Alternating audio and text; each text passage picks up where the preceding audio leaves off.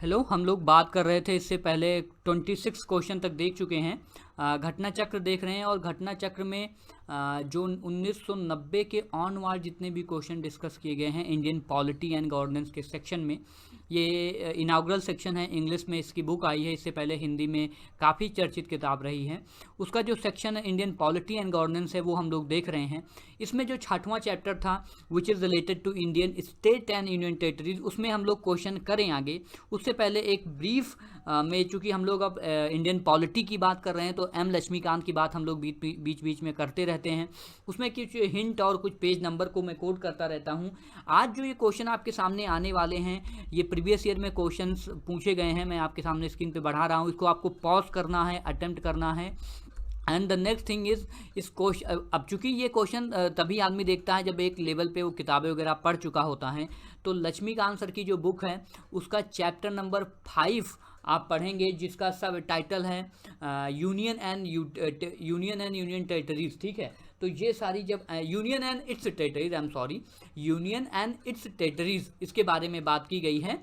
तो इसके अंदर एक सब हेडिंग है इसी चैप्टर में, लक्ष्मीकांत में आप देखेंगे evolution of state and union territories, और इसकी भी सब हेडिंग है integration of Indian state and territories. तो आप ये पढ़ेंगे, जिसमें समय समय पर जब से हमें इंडिपेंडेंस मिला है 1947 के ऑनवर्ड, पूरा पटेल साहब का जो योगदान था, और फिर रीऑर्गेनाइजेशन ऑफ स्टेट जितना हुआ है। ठीक है, रीऑर्गेनाइजेशन ऑफ स्टेट पर जितने क्वेश्चन बनते हैं वो सारी चीज़ें भी इसी किताब में दी गई हैं। उनके ईयर दिए गए हैं, किस साल में किस नए स्टेट का जन्म होता है।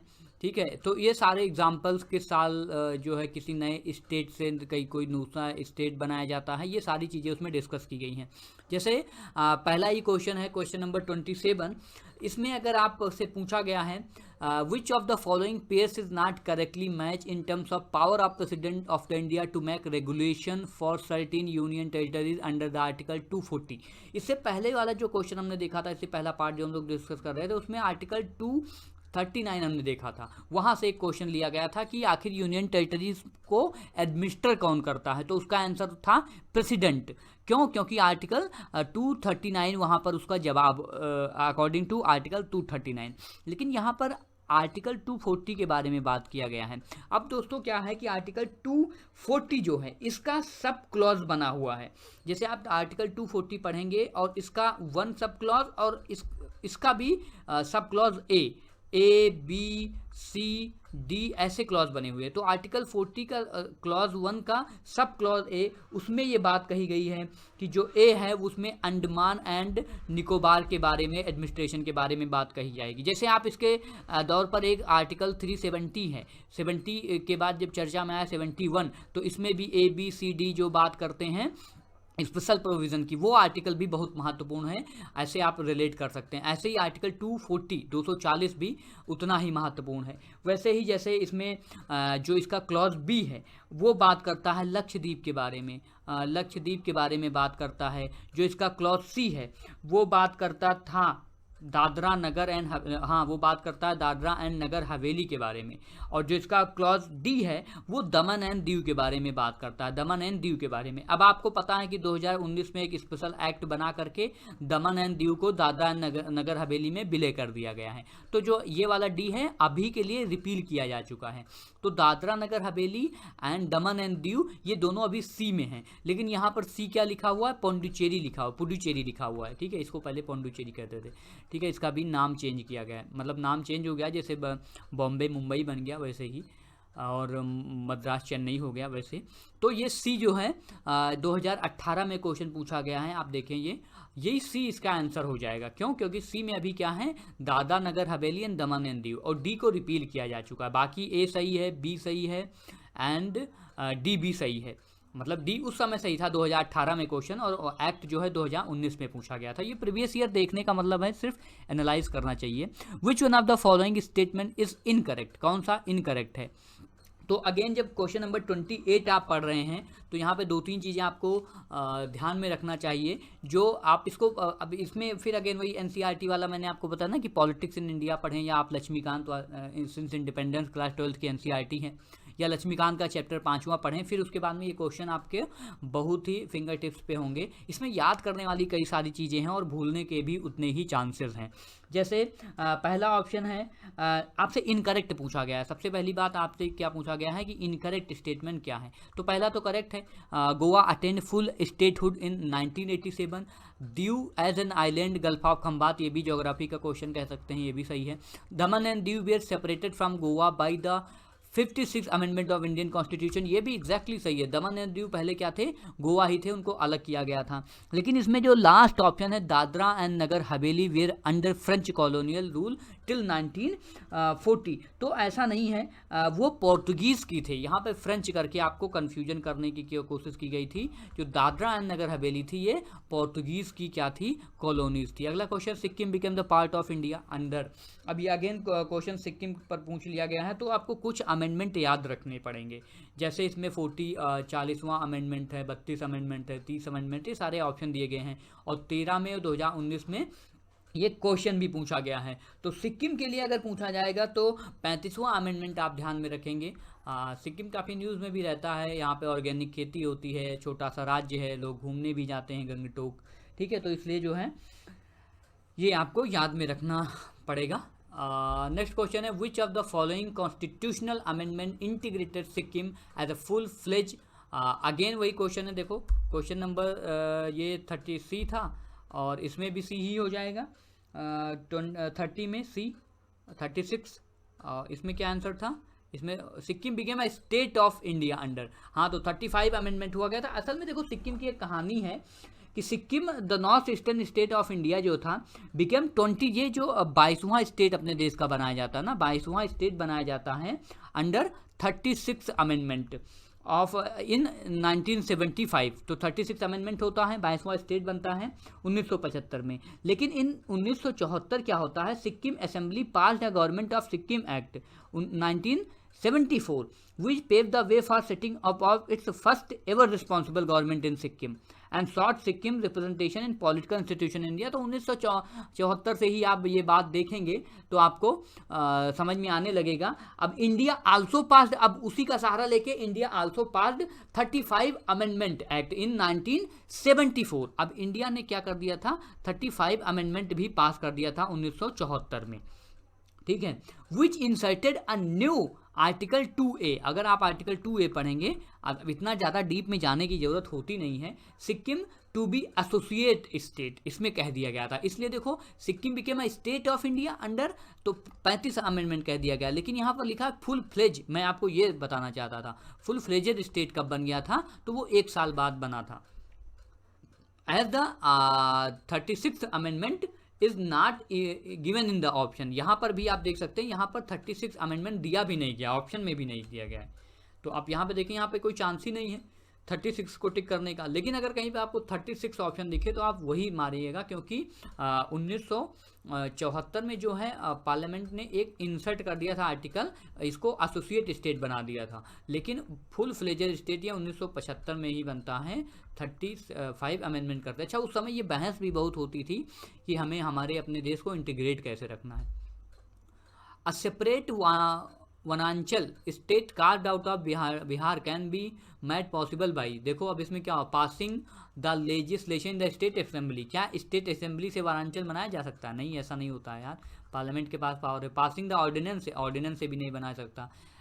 कंप्लीटिंग कॉन्स्टिट्यूशनल फॉर्मेलिटीज, ये भी नहीं बना सकता। इसमें नॉन ऑफ द अबव है। इसमें जो है एक्चुअली जो 31 क्वेश्चन है इसमें आंसर सही होगा D, because the power to form a new state by separation of territory from any state has been given to the parliament under the article 3। Article 3 को हम लोग कई बार डिस्कस कर लिए हैं, और अगेन मैं आपसे बताऊंगा article 2, article 3, article 4 and article 368 के लाइट में ये चीज़ें आप पढ़ेंगे तो आपको बहुत अच्छे से समझ में आएगा। Which are the following is correct chronological order of the formation of state as full state in the union, Indian Union, ठीक है, India is a union as we all know. तो इसमें एक ऑर्डर पूछ लिया गया। अब ऑर्डर के लिए आपको ये याद होना चाहिए कि सिक्किम, इसमें कौन कौन से स्टेट दिए गए हैं, सिक्किम, अरुणाचल प्रदेश, नागालैंड, हरियाणा एंड देन हरियाणा, सिक्किम, ये 4 स्टेट दिए गए हैं। तो अगर मैं आपको ऐसे बना दूं और फिर आप केयरफुली एग्जामिन करें, आप पॉज करके भी इसको अटेम्प्ट कर सकते हैं। जैसे नागालैंड को स्टेटहुड कब मिला, तो 1963 में मिला। उसके बाद में अगर हरियाणा की बात करें, हरियाणा को कब मिला था, 1966 में मिला था। एंड देन बात करते हैं सिक्किम की, सिक्किम को मिला था 1975 में, अभी हम लोगों ने डिस्कस किया ये तो।